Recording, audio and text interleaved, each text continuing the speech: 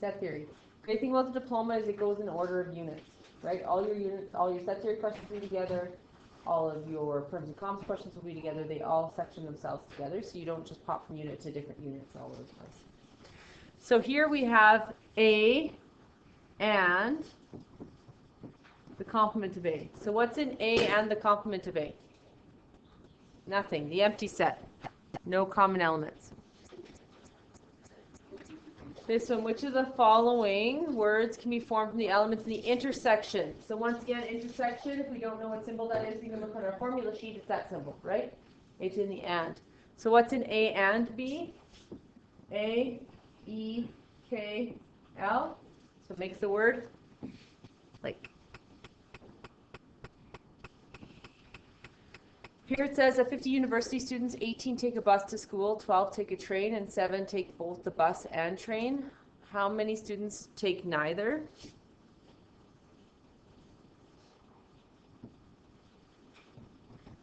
So this time I gave you 18 take the bus to school, 12 take the train, 7 take both the bus and train. So where do we go first? And where does that go? Eyeball. So 7 in here. 18 take the bus. So how many take the bus only? 11. And the train? And how many are on the outside? Because it adds up to 50. I decided to get a breeze. Next one. A particular junior high school offers cooking, drama, and computer courses as options. Students at the school were surveyed to determine which options they are enrolled in. The Venn diagram below represents the data. It's a 3-circle Venn, so what type of question is this? Standard of excellence. The number of students enrolled in cooking or drama, but not computers. Cooking or drama, or is what shape? Snowman. So we want the cooking or drama snowman, but not what? So when we add up 42, 15, and 23, what do we get?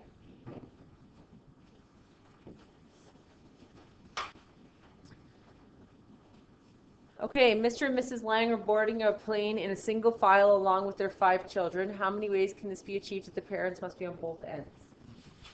So this doesn't say anything about probability. After today and tomorrow, you're going to have to really read the word probability because it'll sound like a perms and comps question, but it'll have the word probability, so you'll have to take it and put it over the total and get an actual fraction. So we have 1, 2, 3, 4, 5, 6, 7. How many can go at the front? 1, 2, 2, and then 1, and then 5, 4, 3, 2, 1. So the answer to this would be 240. Now the difference after today is that it might say determine the probability that they might be on each end. Right? Determine the probability that Mr. and Mrs. Lang are on each end.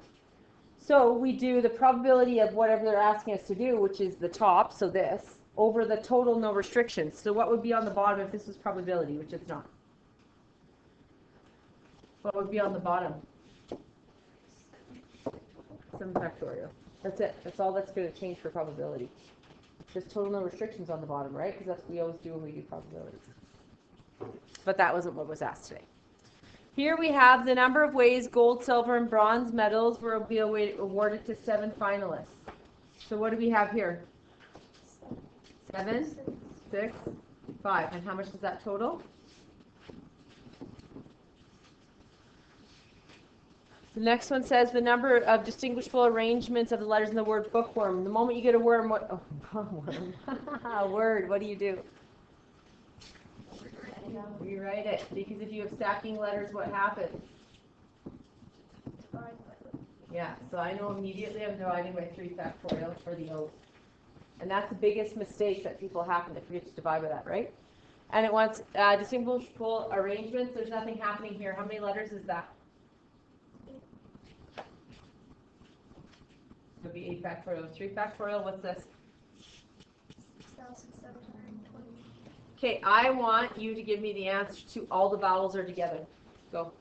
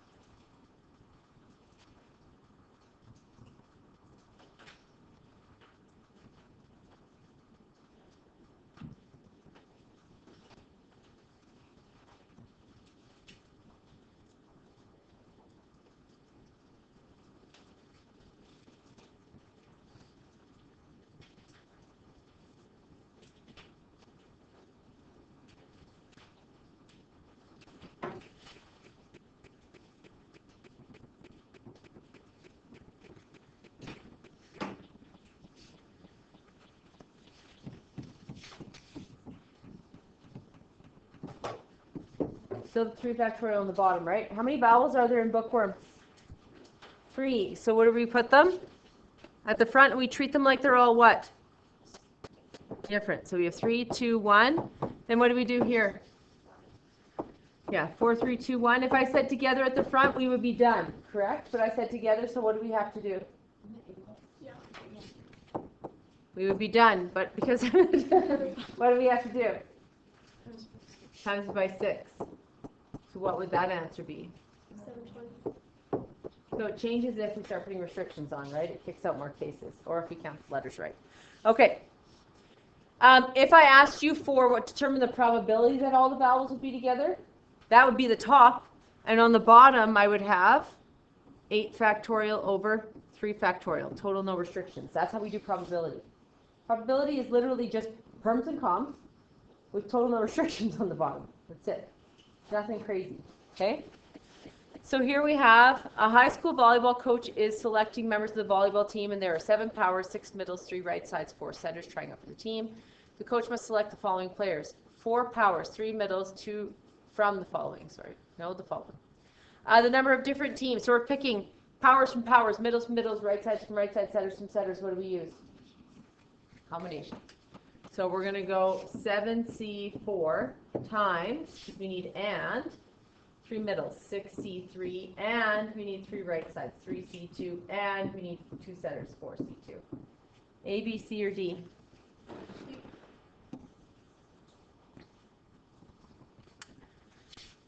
This one's from this unit. This was assignment I usually hand out, but I did it in class instead. A recent survey of 100 students found that 25 owned both a smartphone and a tablet.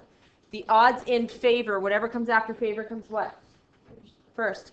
The odds in favor of randomly selecting a student who owns both a smartphone and a tablet. So, owns a smartphone comes first because it came after odds in favor, and doesn't come second. So this would be 25, and doesn't own it would be 75, which we reduce to 1, 2, 3.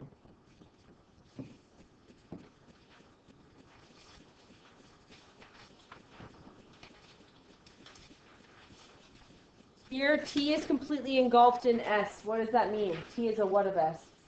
Subset of S. So which of the following is true?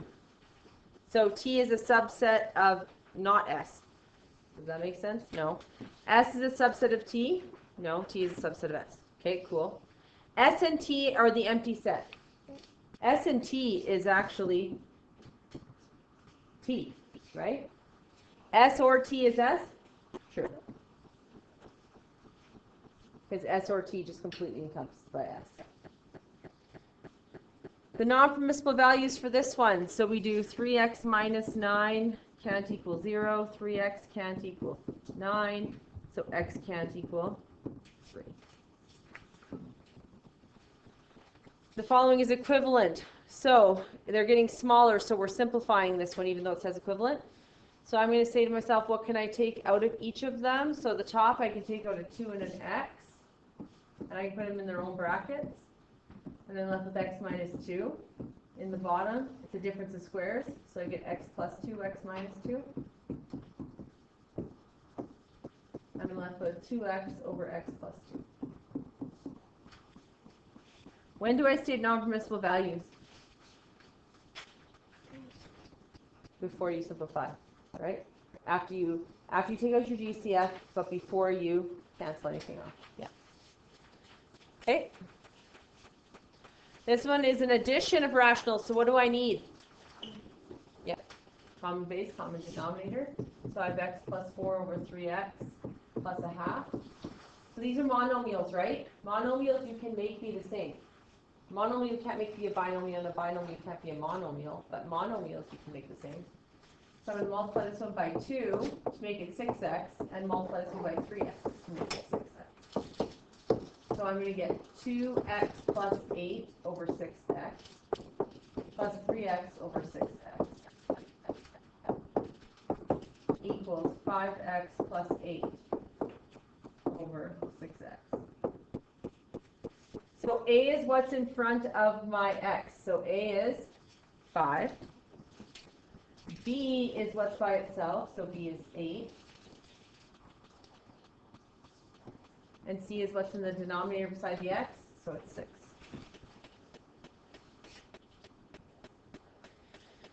Now here Jenny was asked to simplify which of the following is a correct simplification. So we would get x plus 1 in brackets over x plus 1, x minus 1. What do I do with the division? Flip it and multiply, right? X minus 1, x plus 1. So this cancels this cancels this. The whole numerator's gone, and I'm left with x plus 1. I'm left with 1 over x plus 1. Remember those slash lines, the canceled off lines are just slanted ones, right? So this is 1 times 1, which is 1 over x plus 1. So this matches A. Then we're here in a particular game drawing. This is going to be one of your first 2 types of questions. Remember on your diploma you have 2 logical reasoning starts off right at the beginning. If you don't like them, go to your written response first or something. Remember. So in a particular game, drawings consist of circles or squares. Different letters are used to describe the type of the shape, the number of the shapes, and the arrangement of the shapes. In the drawings, 5 drawings from a particular game are shown below. So you have to decide what the letter A represents. So if you look here, what's in common between the circles? You could say C and, not D. Why did I underline that one? If you wanted to, you could look here. You could say C and E, and this one's C and E, right? So that could represent 3 or circle or whatever. Could A represent circle? Why not? Yeah, because A is here, and A is here, and one's a square, and one's a circle, right? So if we want to, A represents a circle. No. Okay, A represents squares. Could that be possible? This one doesn't have an A in it, so nope. The letter A represents overlapping shapes. Well, let's see. Overlapping, overlapping, overlapping.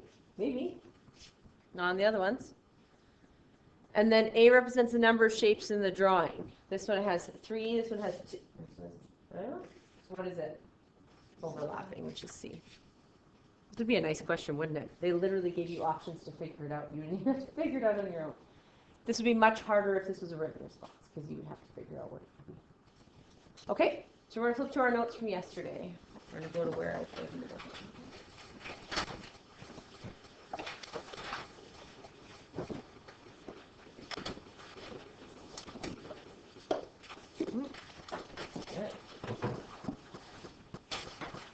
So we're at example 6.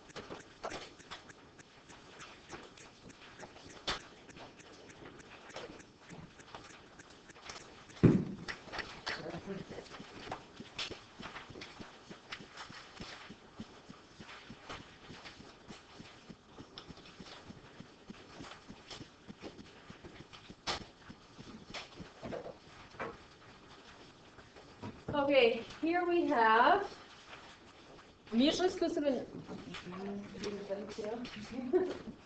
mutually exclusive and not mutually exclusive. Mutually exclusive is no overlap, right? And not mutually exclusive means they overlap in some way. And it can only happen when you have one event happening. And what's the probability of something or something occurring? Remember, it's the word or that's the giveaway a little bit of if it's mutually exclusive or not. Now, if it's not mutually exclusive, we have to subtract the overlap off. We've counted it twice in our probabilities. If it, do you not have one either? If it is mutually exclusive, you don't have to subtract the overlap because the mutually exclusive formula is in the top. So, here it says there are 3 cubes, 1 blue, 1 red, 1 green. There are 2 pyramids, 1 red, 1 yellow. There are 5 cylinders, 1 blue, 1 yellow, and 3 red. Determine the probability that a block, you select a block. If you select a block and then another block, it's no longer mutually exclusive or not. It's independent or dependent. So if I'm doing something and then something else, and word and in there, not or, it's independent or dependent. Or happens when I have one thing happening, what's the probability it's this or it's this? And is, I have 2 things happening, what's the probability I get like a blue and then I get a green, right? So it's independent, dependent events. Mutually exclusive is one event happening. What's the probability it's red or pink? Something like that. So this one says one block is chosen.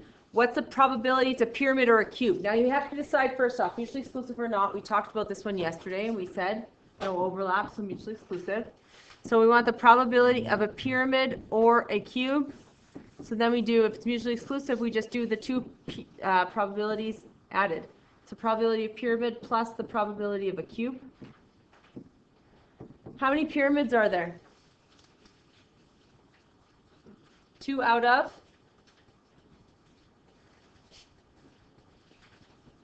10? 8? 5, 2, 3. Oh, 3 red. Okay, 10. And then the cube? 3 out of 10. So we get 5 out of 10 or a half. Now if it says to the nearest tenth, we would divide that out and we would get 0.5, right? If it said to the nearest percent, what would we do? Take that, times it by 100, and round to the nearest whole number, right? Now the next one says probability to be a red or cylinder. So I need to go look at the cylinders. Are any of them red? Yep. So is there overlap? Are there red and cylinders? Yes. So if there's overlap, this is not mutually exclusive. And that means that I'm going to count the red cylinders in the red, and I'm going to count the red cylinders in the cylinder. And if I don't take off the overlap, I've counted it twice. Too high of a probability. So I want probability of red or a cylinder. So I need the probability of red plus the probability of a cylinder. And now that I know that there's overlap between them, I have to take that overlap back off, red and cylinders, because I'm going to have counted it twice. I'm going to have counted the red cylinders and red cylinders and red. So how many red are there?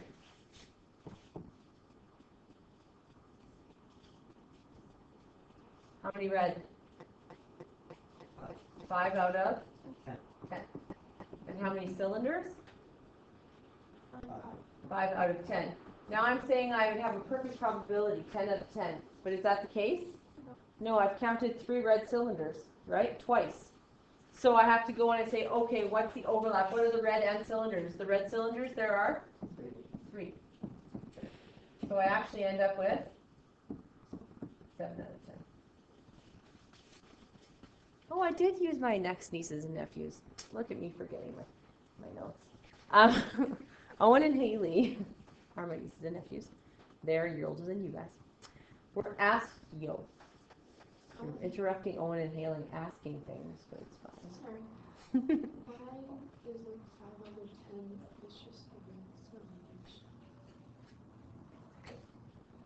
cylinders. The first one's just red. Yeah. The second one is just cylinders. The last one is red and cylinders. Okay. Yeah. So the red, there are 5. The cylinders, there are 5. And then I have to subtract off the red and cylinders, which is there's 3. Yeah. Owen and Haley are asked to solve the following problem. 200 people with neurology symptoms, which include headaches and backaches, participated in a study to evaluate a pain relief medication.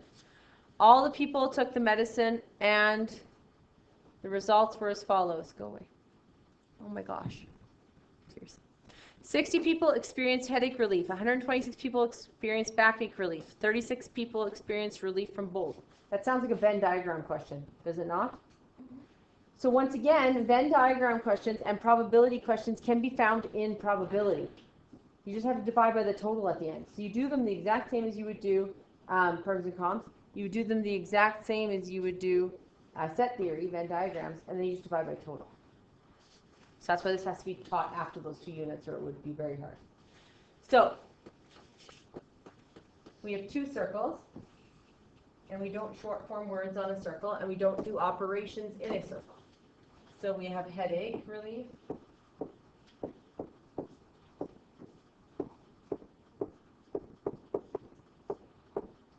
And we have backache relief.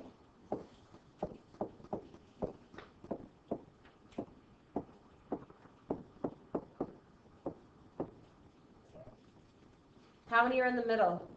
26. Now we always have to start there, because unless it says only, we have to subtract those people off. Only means we don't have to. And then there are 60 who have headache relief. So how many have headache relief only? And then backache is 126. How many have backache relief only? And then the outside? 450 people, no relief. Now here it says, what is the probability? This is the giveaway that it's not just a set theory question. Determine the probability means you do it like a set theory question, divide by total. What's the total? How many people are total? 200. So you're literally just going to do like normal, divide by 200. That's it. So here it says, what is the probability that the person who takes the drug experiences relief from at least one of the two symptoms? At least one of the two. So I added the circles, right? Which is how many? 150. Now because it says probability, it's out of 200. If I just asked you for how many people have at least relief from one of the two symptoms, or have relief from at least one of the two symptoms, your answer would be 150. If I say determine the probability that, your answer is 150 divided by 200. Okay? So it's going to be 3 over 4, or 0.75. Now determine the probability they have relief from neither of the symptoms. How many would it be? 50 out of 200. Which reduces to 1 over 12. Sounds like they're in the school, but they're just on the road. All right. So here it says, use the following information to answer the next two questions. So these will sound like, this is different between, the previous one sounded like a sheer set theory question. I'm not closing the windows, it's too hot outside, sorry guys. So the other one sounded like a sheer set theory question. Oh, just shut up. Complete set theory question. This one sounds like a set theory question, but they give us the probabilities. What should your probabilities total to? 1. If it's a decimal or a percent, it should be 100, right? So here it says the probability that Eric will play golf this weekend is 0.5. So that's Eric playing golf. Then the probability he will play tennis, 0.3. The probability he will do neither, 0.25. And we're using the word probability in all of these. So I know I'm going to have a Venn diagram, because it still sounds like a Venn diagram, but it needs to total 1. If those were in percents, it would need to total 100, right? That's it. It's the only difference if it's in probability instead of just the plain old numbers.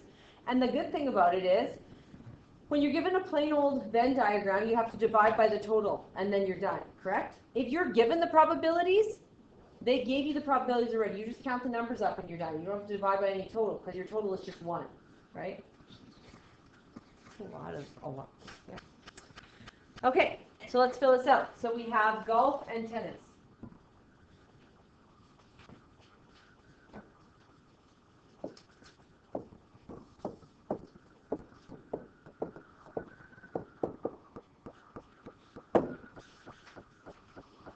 So, do we know the in-between?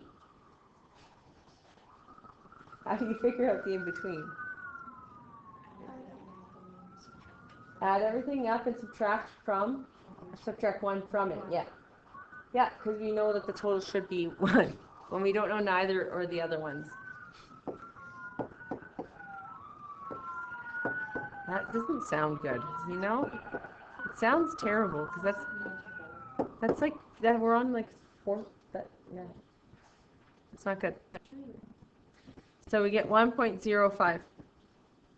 How do we know how many are in the middle? Subtract 1, because the probability should add up to 1, and we get 0.05.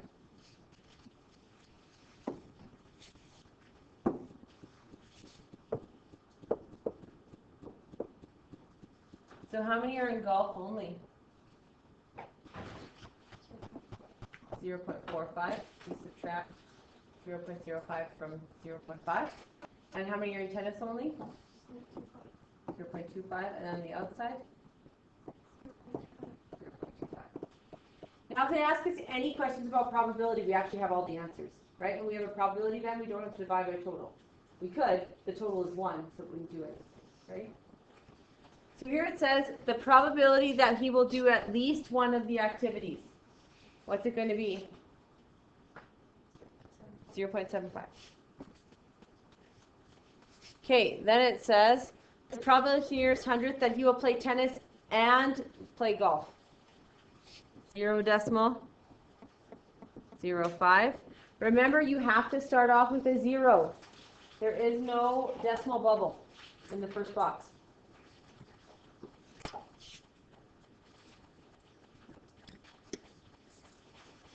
So this one is going to sound like a Venn diagram again. Did it give me probabilities? No. So for mass probabilities, I'm going to have to divide by the total, which is 80. So here it says in a group of 80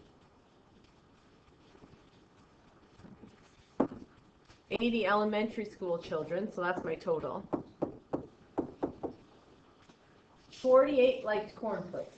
22 liked both cornflakes and oatmeal. 20 children just hated cereal, I guess. Or maybe they liked corn pops. I don't really know.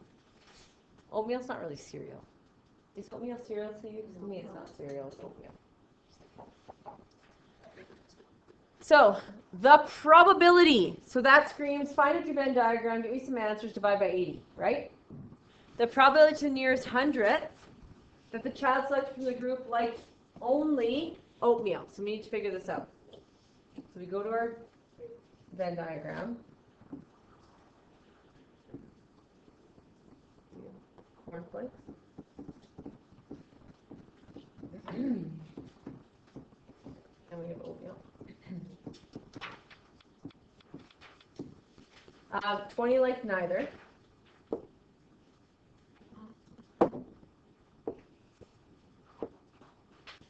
20 liked neither, and then 48 liked cornflakes, and 22 liked both oatmeal and cornflakes. So that's going to go in the middle, 22.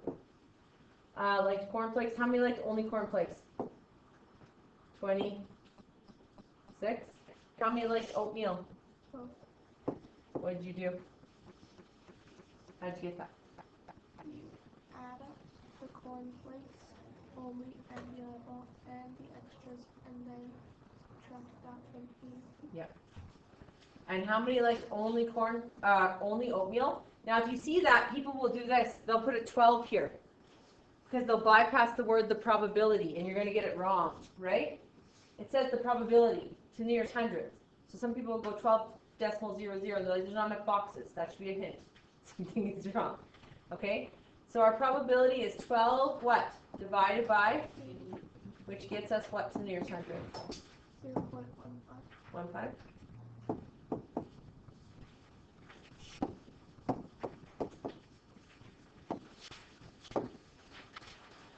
Then here we have a travel agency surveyed 100 people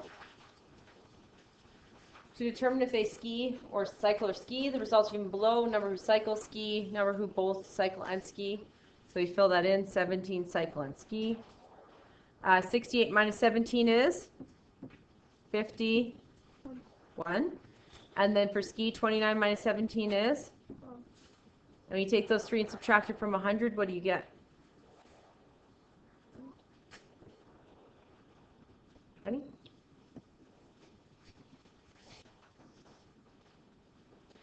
Now here it says, what is the probability? That's telling me you can't just give me an answer. You have to divide by total, correct? What is the probability that a randomly chosen individual from the above group of 100 cycles only? So it's going to be 51 out of 100. Do you see how they look very similar, but they're asking completely different answers? Well, not completely different solutions, but not a different way to get them. You just remember to divide by total. All right. This is the one I wanted you guys to look at today. So Dominic and Laura are playing a board game. To move a turn, Dominic must roll either doubles or a sum of 7. What is the probability that he will move on his turn? If I'm rolling 2 dice and I need doubles or a sum of 7, I'm sorry, I'm going to draw an array, and I don't care that it takes me a little bit extra time. Whenever it's 2 dice being rolled, I will always draw an array. So this is a voided box. It doesn't have anything. Then I have 1, 2, 3, 4, 5, 6. And then this would be the other dice. 1, 2, 3, 4, 5, 6.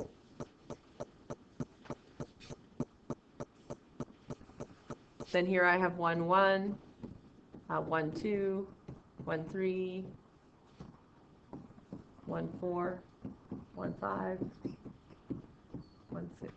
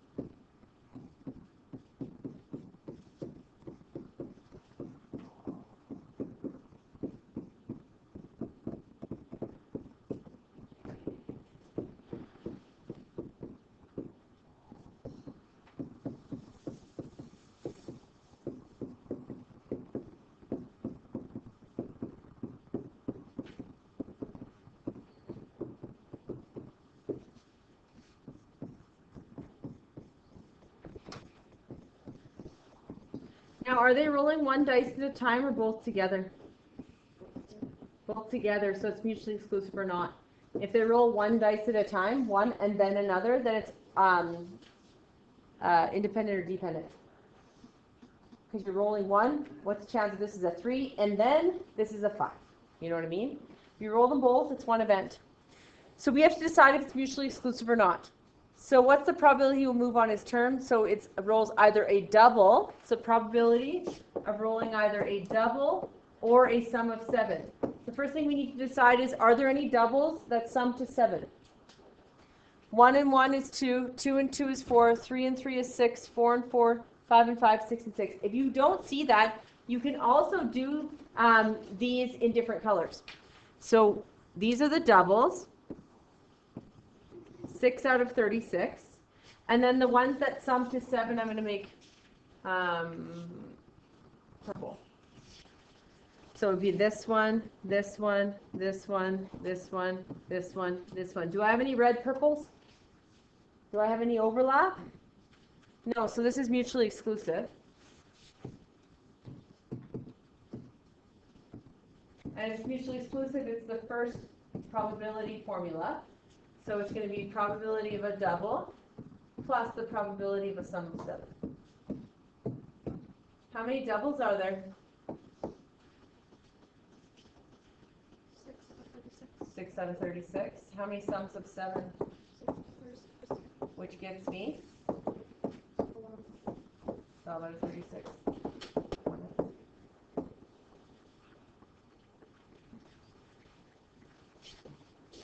So today we touched a little on perms and comps probability. Honestly, perms and comps probability is literally just do the perms and comps and divide by the total, no restrictions. That's all it is. And then we have independent, dependent lessons. We have 2 lessons. That was it.